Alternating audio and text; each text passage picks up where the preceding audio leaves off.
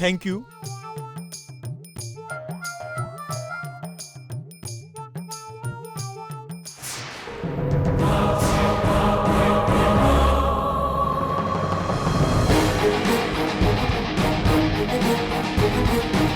આ લે વિજય, સૂપ પી.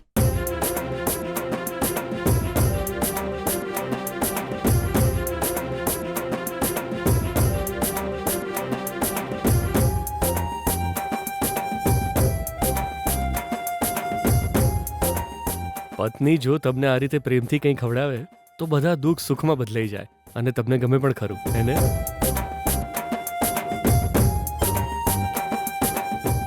અરે ગીતા, ખાલી વિજયને જ સૂપ મળશે કે પછી અમને પણ મળશે?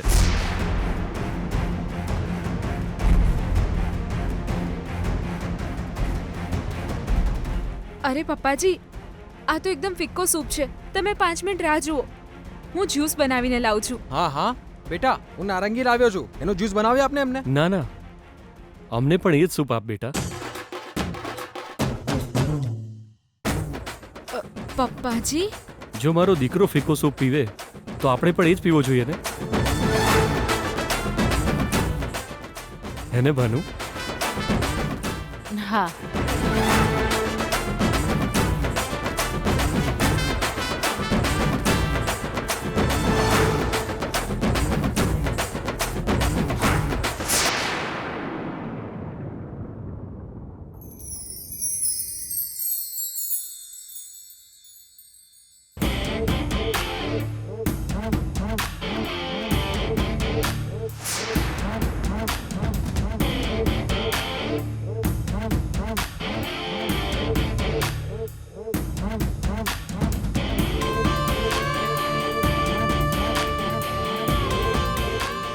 સાસુમાં,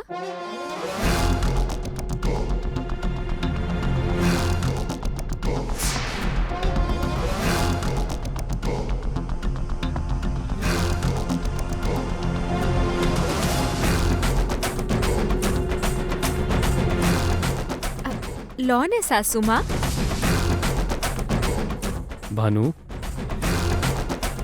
હા, હું લઉં છું.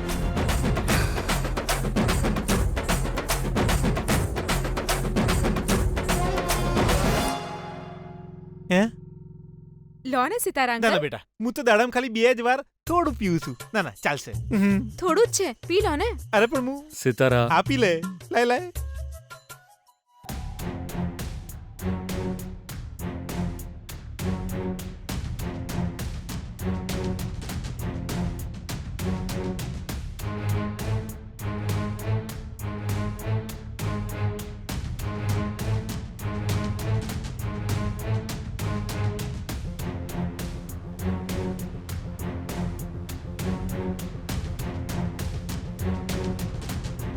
પીવો ને સાસુમાં.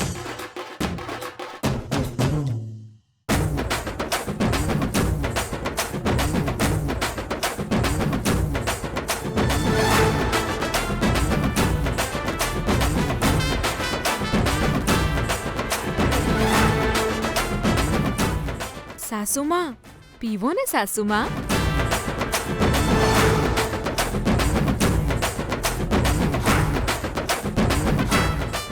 આજે તે મારી બાળપણની યાદો તાજી કરી દીધી છે બેટા.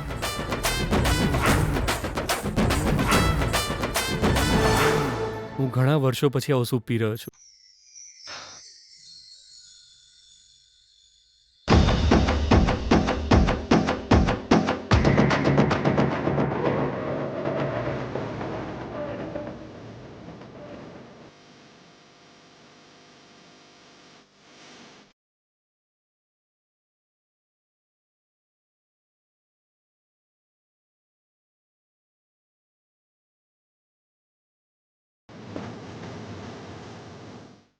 સાસુમાં, તમને થોડો વધારે આપું? ભાવ્યો નહીં?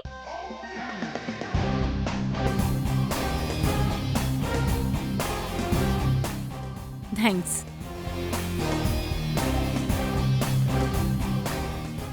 સિતારા, આ ઘરમાં વોશ બેસિન ક્યાં છે હે? શોધ અને ધોઈને લઈ આવ. ના ના ના ના સાહેબ, મને આપો, મને લાવ.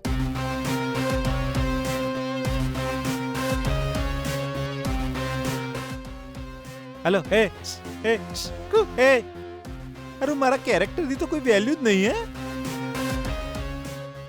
વિજય તે હમણાં જ સૂપ પીધો છે. સૂપ પીધા પછી તરત દવા ન લેવાય. અહીંથી 4 ડગલા ચાલ, પછી દવા લે. ચાલ. ડેડ, તને કંઈ નહીં થાય દીકરા. કેમ, તને મારા પર વિશ્વાસ નથી? આવ આવ, ધીમે ધીમે આવ.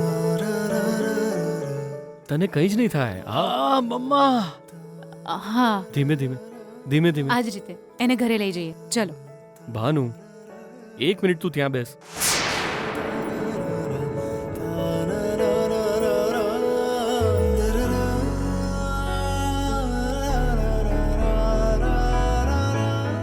આજે ભલે ગમે તે થાય, તારે ચાલવું જ પડશે. 1 મિનિટ ચાલવાનું છે. વિજય! દુખે છે, વિજય! દુખે છે. Sorry sorry. ગીતા, તું છોડી દે. મને પૂરો વિશ્વાસ છે. હું એનો પિતા છું. એ આજે જરૂર ચાલશે. આવ વિજય, આવ. જોઈ રહ્યા છો ને, જોઈ રહ્યા છો ને તમારા ફ્રેન્ડને? એને કેટલું વાગ્યું છે, તો પણ એનામાં સહન કરવાની શક્તિ છે. એ હવે બહુ જલ્દી સાજો થઈ જશે. આવ વિજય. હું છોડી દઈશ ને તો એકલો પણ ચાલશે. તમારે જોવું છે? હે? ના પપ્પાજી, ડોક્ટરે આરામ કરવાનું કીધું છે. ડોક્ટરે?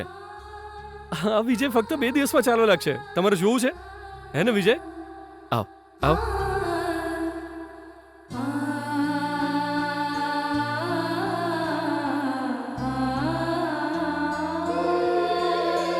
હા, ધીમે ધીમે.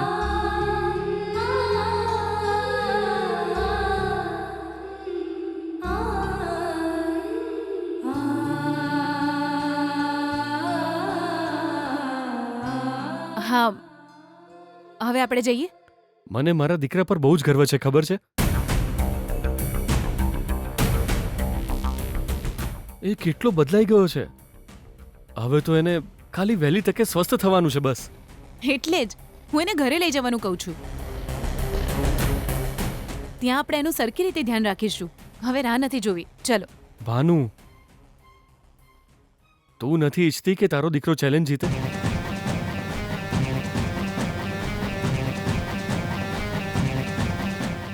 આપણી વહુ આપણા ઘરે આવે એવું તું નથી ઈચ્છતી?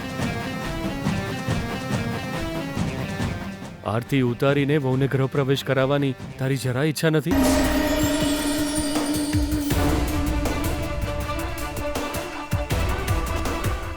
અરે, તમે કેમ આવી રીતે વાત કરો છો? ચેલેન્જ કરીને મારા દીકરાને પ્રેમ માટે મરવું પડશે હવે?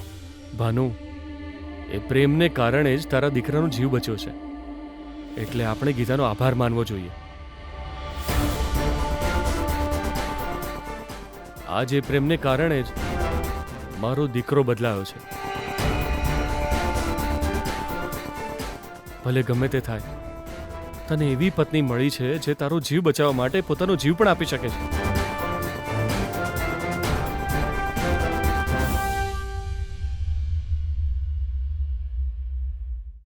એટલે હવે યાદ રાખજે, ગીતાને આપણા ઘરની વહુ બનાવીને લાવવાની જવાબદારી તારી છે.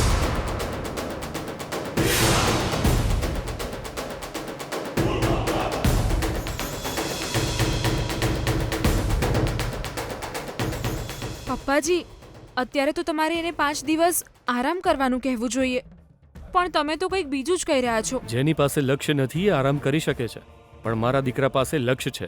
એ લક્ષ્ય સુધી પહોંચવામાં માત્ર 9 દિવસ બાકી છે.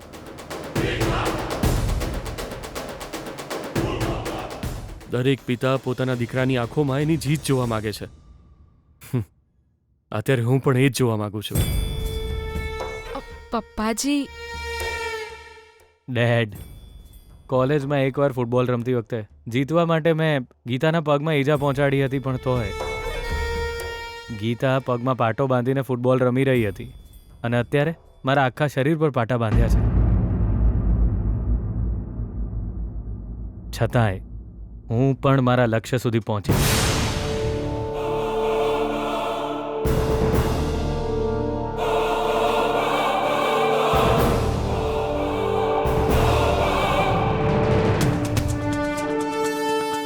હું એ જ દિવસની આતુરતાથી રાહ જોઈ રહ્યો છું બેટા. All the best. તારી સાથે બધું સારું થશે ગીતા. મારા દીકરાનું ધ્યાન રાખજે બેટા. હા પપ્પાજી.